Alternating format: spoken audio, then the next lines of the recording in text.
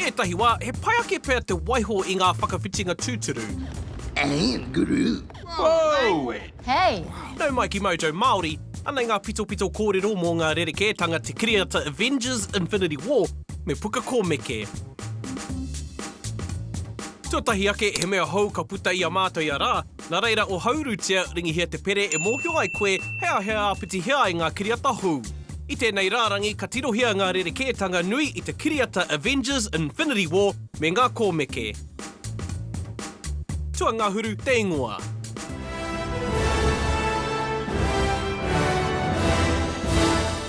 E hara te kōmeke The Infinity War na Jim Starlin I te tau 92 I te tuāpapa o te kiriata. Engari I ahu kē mai te nuinga o ngā kōrero o te kiriata I te The Infinity Gauntlet. I puta I te tau I muri, nā Starlin anō I tuhi. E rerekē ngā kōrero I te kōmeke The Infinity War me te kiriata a Marvel Cinematic Universe. E pai ake tēnei taitara he me tō I te hunga mā takitaki ki te whare pikitia. Tua iwa, Silver Surfer. E rerekē tō te ao mōhio e pāna ki a Thanos I te kiriata tērā I ngā kōrero I roto I te kōmeke. Kauru tomo puka noa Hulk I te ahuru mōwai o Doctor Strange, me te whakamōhio atu tai hoa ki a Thanos tai mai ai. He's coming. Who? E mea tango tēnei kāpeka I te kōmeke The Infinity Gauntlet, engari ko te Silver Surfer kē urutomo I te ahuru mōwai o Strange, me ngā kōrero mō Thanos, e hara I a Hulk. He nui hoki te mana o te Silver Surfer I roto I ngā mahi turaki I te Mad Titan I te taha o ngā tuahangata o te ao. Tua waru, ko kore a Adam Warlock. Aha ko tana korenga I te kiriata, kei te mōhio tātou ka whaiwāhi tēnei kiripuaki matua I roto I ngā kōmeke ki roto I ngā mahi a MCU. I think I shall call him Adam. E nui te mana o Warlock I te kōmeke The Infinity Gauntlet, nā te mea kei aia te patu wairua ara te Soul Gem, a nāna ngā mōrehu o te ao I āki kia pakanga ki a Thanos I muri mai I tana kōhuru I tētahi hāwhi o te ao. He ua te mātaki I Avengers Infinity War, nā tana korenga, engari e tūmanako ana ka ki te tātou tana whaiwāhitanga I roto I ngā mahi a MCU. Tua whetū, ngā tuahangata.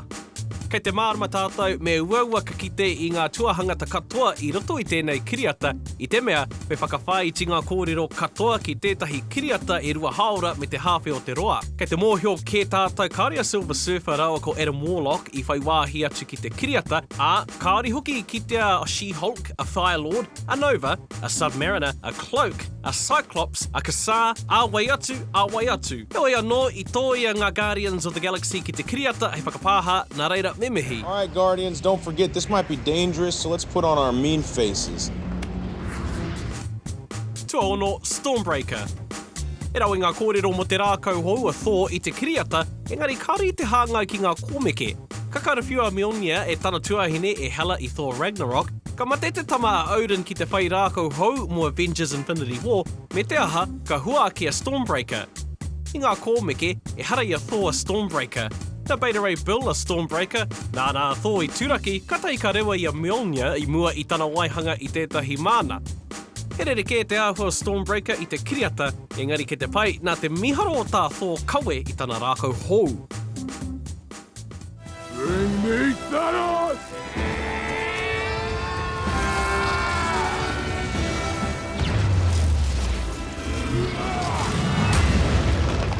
Tuarima, ngā whakakapinga. And then what?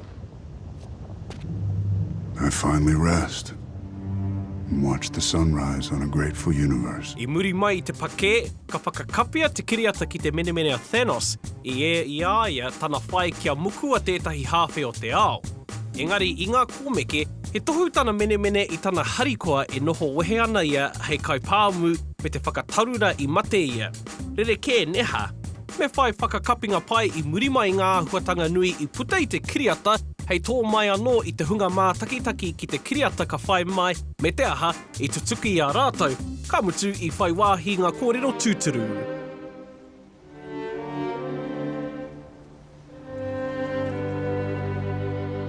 Tua whā, te Black Order.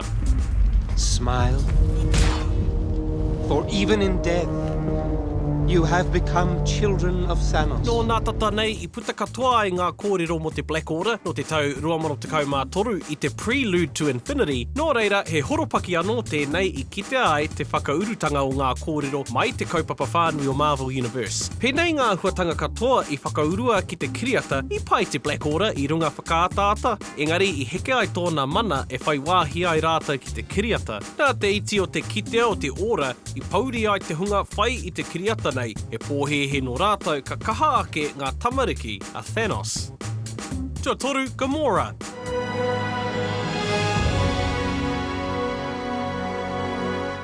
E nui ake te mana o Gamora I te kiriata tērā I te Infinity Gauntlet.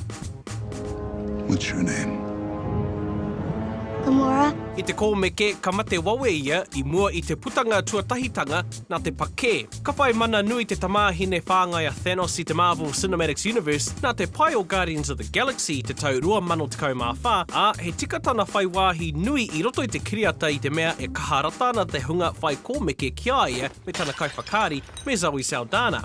Ahako I kōhuru tia ia, ka hoki mai ia I Avengers 4 I te mea I whai wāhi tōna ingoa ki te rārangi ingoa I te mutunga o te kiriata.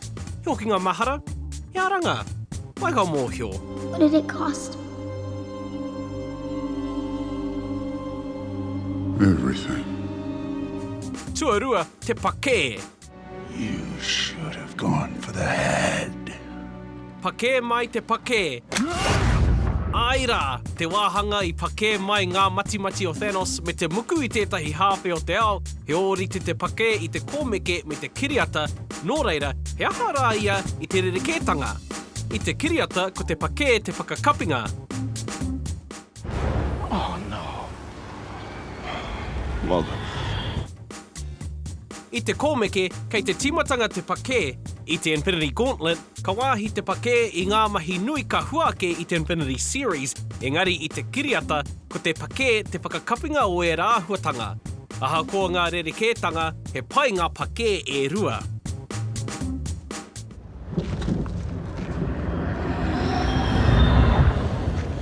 Tuatahi, ngā whakahihikotanga o Thanos. With all 6 stones, I could simply snap my fingers. They would all cease to exist. I call that mercy. He tōtika ngā whakahihikotanga o Thanos, mukua tētahi hāwhe o te ao, hei manaaki ngā rawa. Ia huarereke ngā kōrero I te kōmeke.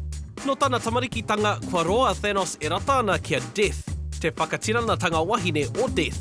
Ka whakamomori te Mad Titan ki te whakarata I a Death, a he ahai tua atu I te muku I tētahi hāwhe o te ao, hei whakatutuki I tēnei hea ona. Kare kau. Kei te whakairānei koe ki te rārangi, tirohia e nei kiriata pai I Mojo Māori, o hauru tia, ringi hea te pere kia kite ngā kiriata hou ka puta I ara.